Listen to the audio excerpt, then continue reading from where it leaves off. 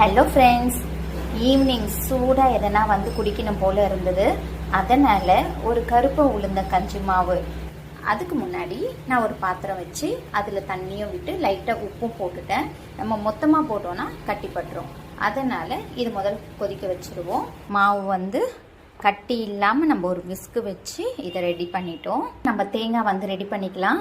இது கொஞ்சம் வந்து நான் துருகி போட போகிறேன். கொஞ்சம் வந்து பால் விட்டு நான் வந்து செய்ய போகிறேன். தண்ணி கொதிக்க ஆரம்பிச்சிருச்சு. இந்த கருப்பு உளுந்தை வந்து இதில் சேர்த்துப்போம். ஆனால் அதுக்கு முன்னாடி வந்து அடுப்பை சிம்மில் வச்சிடணும். ஊற்றிட்டு நம்ம கைவிடாமல் இதை வந்து ஃபஸ்ட்டு கலரிடணும்.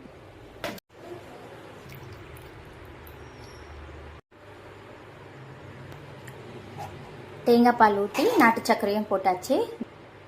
கஞ்சி வந்து நம்மளுக்கு இந்த பதத்தில் வந்திருக்கு. இப்போ நம்ம ஆறின ஒன்று எடுத்து குடிச்சிட வேண்டியது தான். சூப்பரான ஒரு கருப்பு உளுந்த கஞ்சி மாவு ரெடி.